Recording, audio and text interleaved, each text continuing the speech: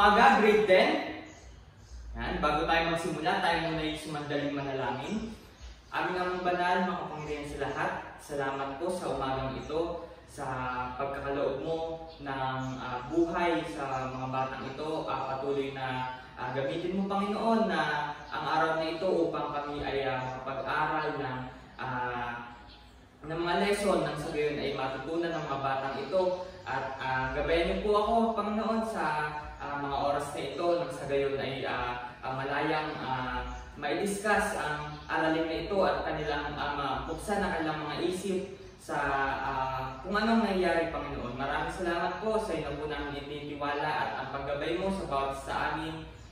Sa pangalan ni Jesus, Amen. Okay? Bago maupo sa kanya-kanyang upuan, pakitingin muna ng mga kalat sa ilalim at pakipulot, pakitapon sa basurahan. Yan. Okay, so who is class monitor? Yan. Meron bang liban sa klase ngayong araw? Okay, mahusay kung gano'n So, bago tayo magsimula sa ating talakayan ngayong araw, tayo muna ay magbalik tanaw ng ating pinag-aralan noong nakaraan. Kung may nakakaalala pa, Ayan. So, unang tanong, sino ang nagsabi ng pahayag na LGBT rights are human rights? Yes? Okay, very good. Si Ban Ki-moon or Secretary Ban Ki-moon. At alam niyo ba na itong kanyang sinabi na LGBT rights are human rights ay sinabi niya upang hikayatin yung mga nagkakaisang bansa na matigil na yung pang-aapi o hindi pantay na pagtingin para sa mga LGBT. At ikalawang tanong, sa anong Yogyakarta Principle nakasaad na ang lahat ng tao ay isinilang na malaya at pantay sa dignidad at mga karapatan? Yes, Simon? Very good. Ayan ay sa Yogyakarta Principle number 1. Mahusay. At sa ikatlo naman, sa anong Yogyakarta Principle naman kaya nakasaad na dapat kilalanin na ang lahat ay pantay-pantay sa batas at sa proteksyon nito nang walang anumang diskriminasyon kahit may nakasasangkot na iba pang karapatan pantao. So, ipinagbabawal sa batas ang ganoong diskriminasyon at titiyakin para sa lahat. So, sa tingin nyo, saang principle ito? Yes, Sarah? Tingnan natin kung tama. Principle number 2, very good. Okay. At ang ika-4, sa anong Yogyakarta Principle naman nakasaad na ang parusang kamatayan ay hindi ipinapataw sino man dahil sa consensual sexual activity ng mga taong nasa wastong gulang o batay sa orientasyong sexual o pangkasariang pagkakakilanlan. Sige, ikaw. Tingnan natin kung tama. Principle number 4, very good. Mukhang handa na kayo para sa ating susunod na talakayan. Ngayon naman ay ating pag-uusapan ang mga hakbang na nagsusulong ng pagtanggap at paggalang sa kasarian. Pero bago yan, meron ako ditong inihandang isang larawan na kung saan ay ginupit-gupit ko at ito ay magiging puzzle activity. Ngayon, kayo ay makakati sa 3 grupo. At isang miyembro sa inyo ay pupunta sa akin upang kuhain itong mga puzzle na ito at inyong bubuuin. Ang tawag sa activity na ito ay suri simbolo. Kasi susuriin nyo kung ano yung mabubuo yung larawan at meron ako ditong nakahandang ilang mga katanungan. Okay? Sige. Ito sa group 1. Group 2 at Group 3. Ayan.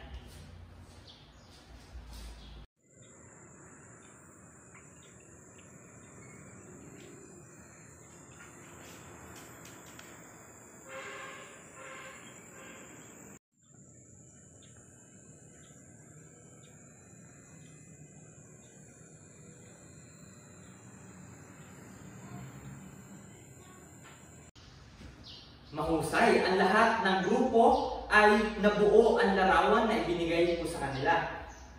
At kung mapapansin natin, itong larawan na ito ang nabuo ninyo. Tama?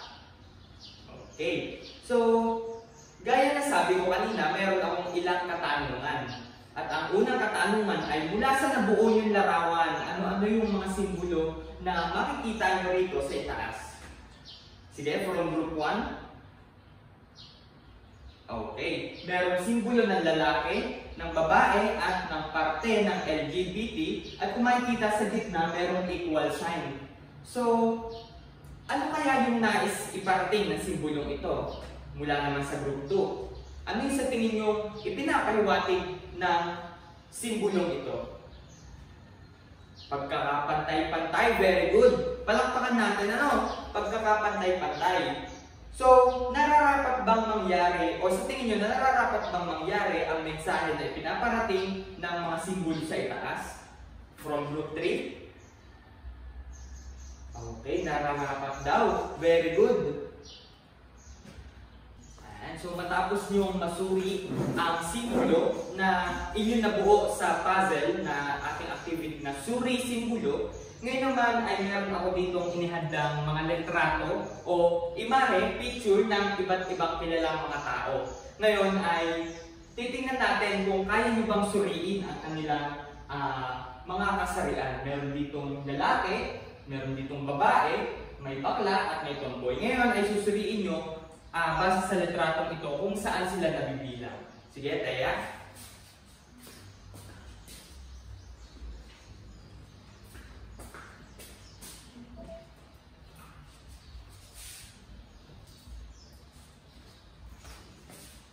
So, bali-anim ang ating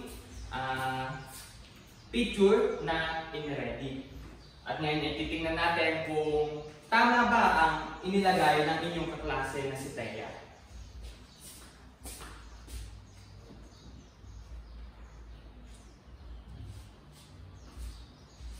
Ayan, maraming salamat. Sa tingin nyo, tama ba ang kanyang inilagay? Ayan, so very good. Palakpakan natin si Teya. Ayan. So, unang larawan ay si Vice Ganda at siya ay nabibilang sa gay or sa bakla. And next is si Charis Pempenko at siya ay nabibilang sa tomboy. And si John Lloyd Cruz sa lalaki, tama. Si Catriona Gray ay sa babae. Si Boy Abunda ay sa gay. And si Aisillera ay sa tomboy or sa lesbian. Okay, very good.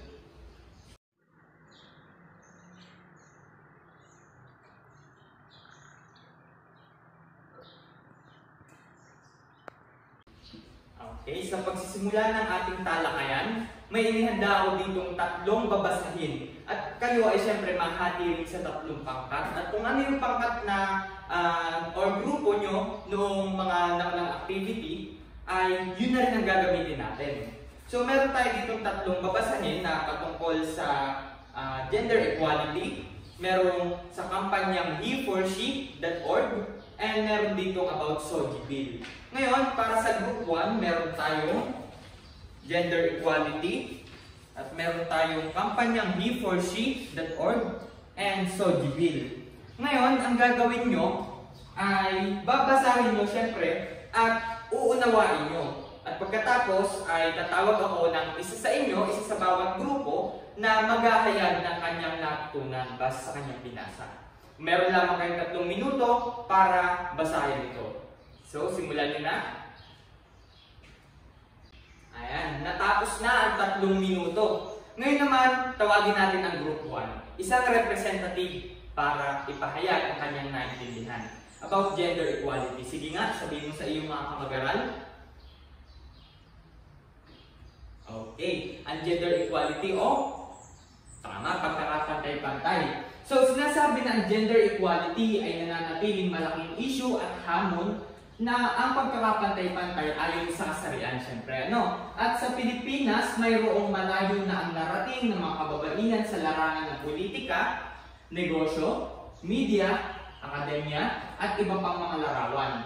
Ngunit nananatiling biktima pa rin sila ng diskriminasyon at karahasan. Ngunit hindi lamang sila ang naharap sa diskriminasyon at karahasan, maging ang mga kalalakihan ay biktima na rin ito. So, sinasabi dito na ang gender equality pala, nung hindi pa siya natatatag, ay talagang hindi lamang babae ang punteriya, maging mga kalalakihan ay nagiging biktima rin ng hindi pantay na ng pagtingin ng lipunan natin.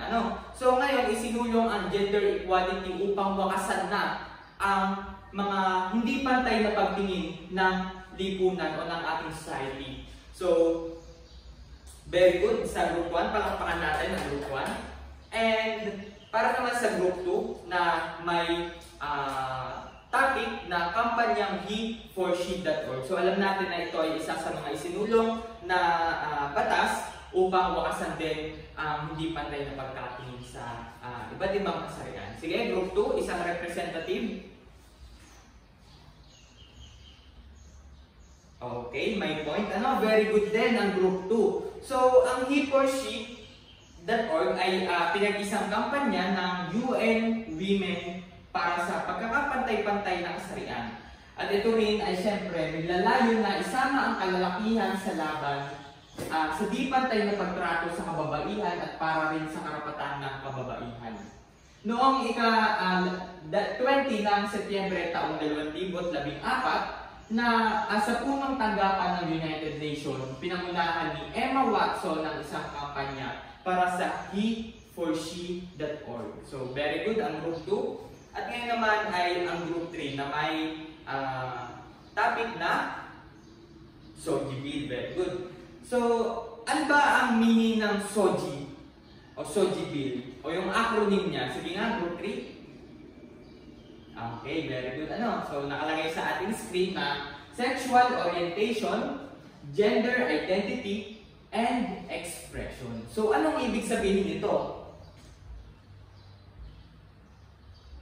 Okay, mahusay ang group 3. So, ayon sa pag-aaral na ginawa ng United Nations Office of the High Commissioner for Human Rights o UNOHCHR noong 2011, may mga LGBT o sabihin natin bata o matanda na nakararanas ng hindi pantay na pagtingin at pagtrato ng kanilang kapwa, pamilya, komunidad at pamahalaan. So, kaya naman sa paglipas ng panahon, hindi lamang karapatan ng kalalakihan at kababaihan ang ipinaglalaban ng iba't ibang individual o grupo, kabilang na rin siyempre dito ang isinusulong ay ang karapatan para sa mga miyembro ng LGBT. Kung sa HeForShe.org at saka gender equality ay para lamang sa babae at sa lalaki upang maging pantay ang pagtingin ng lipunan para sa kanila. Dito naman sa SOGI Bill ay isinama na rin ang mga taong parte ng LGBT para maging pantay ang pagtingin para sa kanila. Ngayon naman ay kung talagang naiintindihan ng iba't ibang batas o na hakbang upang wakasan or bigyan ng pagkakapantay-pantay na tingin ang iba't ibang kasarian, ay magkakaroon naman tayo ng slogan making. So sa pamamagitan ng dating grupo, yung group 1, group 2, and also group 3, lilikha kayo ng slogan o maikli lamang tungkol sa mga hakbang na nagsusulong ng pagtanggap at paggalang sa kasarian. So, bibigyan ko kayo ng tig-isang malinis na papel at dito nyo isusulat ang inyong slogan na mabubuo. At syempre, meron tayo ditong rubric sa paggawa ng slogan. So, una ay ang pagkamalikhain sa paggamit ng mga salita. Dito, titingnan ko kung sino ba sa inyo yung magaling sa pag-construct ng mga salita. At meron tayo ditong 5 puntos at syempre ay ang kaayusan at partisipasyon. So, ito ay group activity.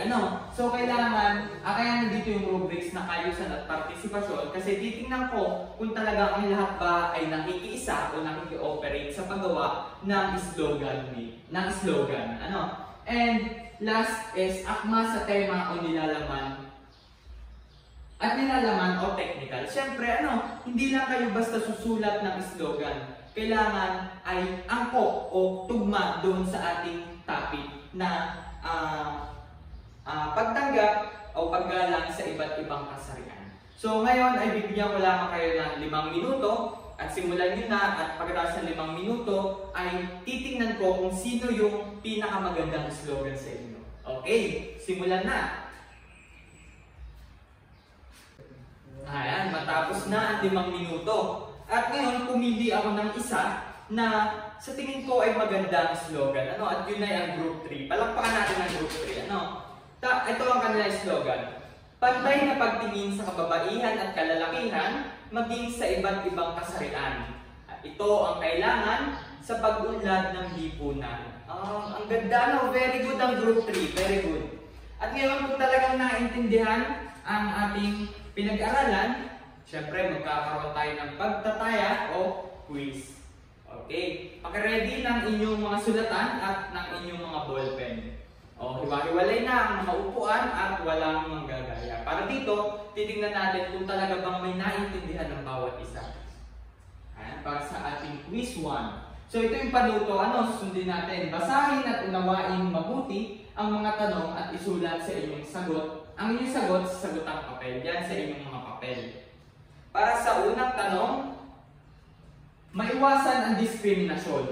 Ano pa man ang orientasyong sexual ng isang individual ang isinusulong ng panukalang batas na ito. Ano kaya ito sa lahat ng ating napag-aralan? Sige, sulat nyo sa inyong sagotang papel.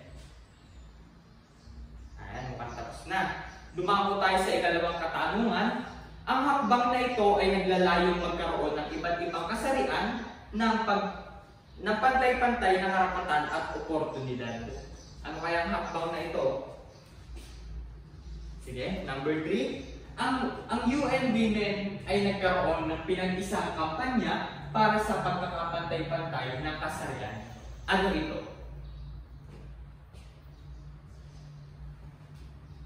Ayan, so walang magagaya na, kita ko mga mata. Ayan, para sa number 4. Ano ang kahulugan ng acronym na SOGI? Yan, tinalakay natin yan kanina. At may sumagot na isa sa inyo from Group 3. Ngayon, titingnan natin kung nakinig ba kayo sa akin at doon sa sumagot ng acronym ng SOGI. Okay? Para sa ikalima at panghuling katanungan sa ating quiz, si Andrew ay kabilang sa LGBT community. Siya ay mahilig magsuot ng damit na pambabae sa tuwing siya ay nagpupunta ng mall dahil ito ay naaayon sa kanyang damdamin, ngunit din dahil dito ay madalas siyang putyain ng ilang tao sa kanilang lugar. Anong panukalang batas ang maaaring makatulong kay Andrew upang maiwasan na ang ganitong uri ng pangyayari? Doon sa ating napag-aralan, ano yun sa tingin yung panukala na maaaring makatulong kay Andrew upang payagan ang pagsusuot niya ng ganun? Sige, sulat sa inyong sagot ng papel. Ayan, at ngayon ay makapagpalitan naman ng papel sa inyong mga katabi at ating chechekan. Bago matapos ang ating talakayan ito, meron ako ditong inihandang panoorin na ang title ay Ituloy Mo Lang at ito ay kinanta ng Siakol. Ngayon, pag nilayan natin ang bawat lyrics ng awitin ito. Sige, simulan natin. Tahimik na lahat.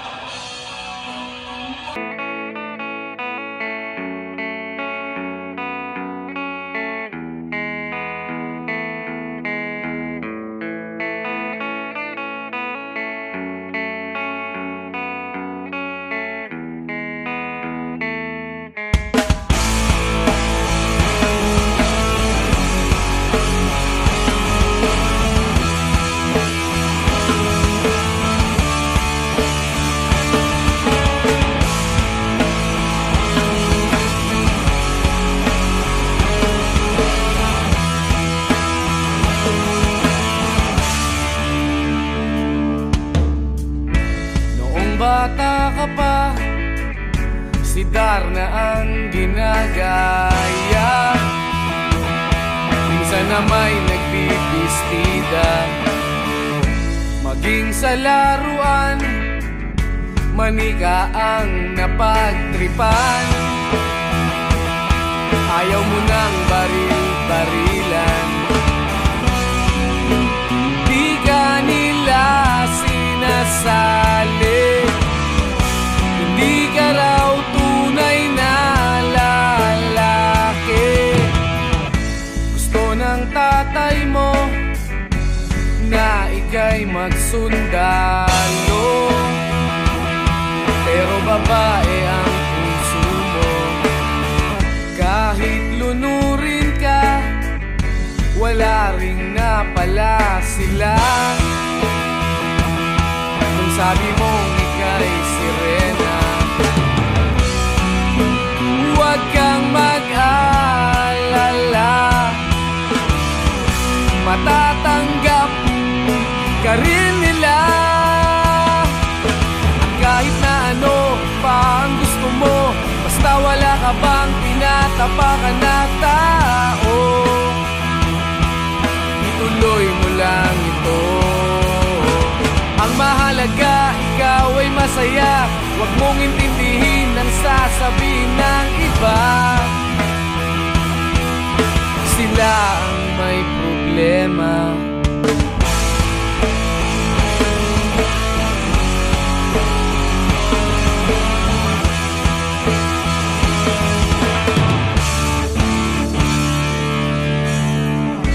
Walang pumapansin sa natatangi mong galing. Mas madalas ka pang laipin. Pinapakita mo na may silbi ka sa mundo, ngunit walang rumirespeto. Lagi na lang isipin, sila na lang ang unawain. At kahit na ano pa ang gusto mo, basta wala ka bang tinatapakan na tao, ituloy mo lang ito. Ang mahalaga, ikaw ay masaya. Huwag mong intindihin ang sasabihin ng iba. Sila ang may problema.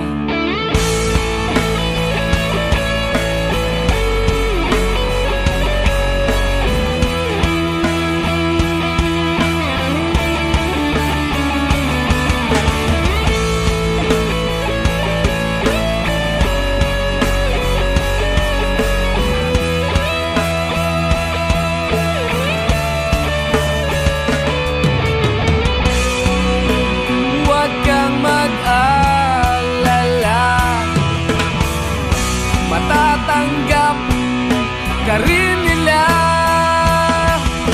At kahit na ano pa ang gusto mo, basta wala ka bang tinatapakan na tao, ituloy mo lang ito.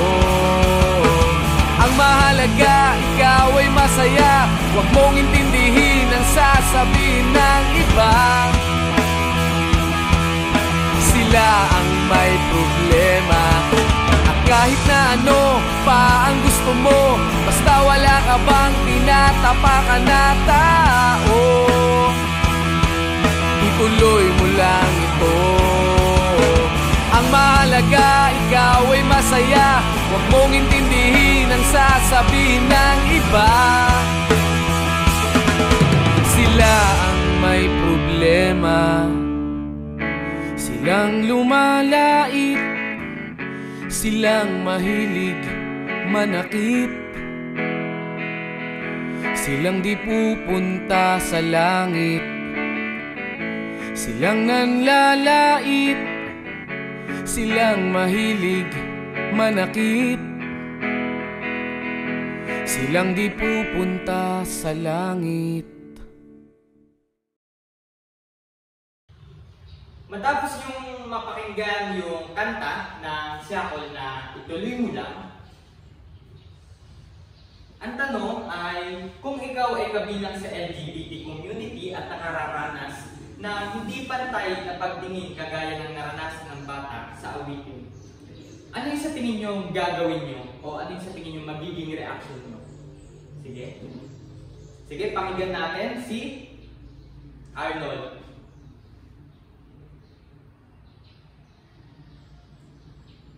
Ayan, so sabi niya ay masasaktan pero dahil nga dun sa iba't ibang hakbang na tinalakay natin kanina sa pagtanggap ng iba't ibang kasarian, ay medyo nagkaroon siya ng openness para sa lipunan. Very good, ano? So, ayan. Para sa ating takdang aralin bago matapos ang ating klase, ay nais ko na sa ating next meeting ay maghanda kayo ng 5 pang mga tao o iba't ibang kilalang tao na tigli-5 lalaki na nabibilang sa lalaki, nabibilang sa babae, nabibilang sa gay, and nabibilang sa lesbian. So, another example, so bawat isa sa inyo ay tigli-5 tao ang i-prepare sa next meeting. Okay? Ayan. So, maraming salamat sa inyo, grade 10. At nawa ay may naintindihan o naunawaan kayo sa ating tinalakay ngayong araw. At sana ay madala nyo ito sa inyong paglabas, hindi lamang sa classroom na ito naintindihan, maging sa paglabas din ng paaralan. So, yun lamang at maraming salamat, grade 10. Muli, salamat.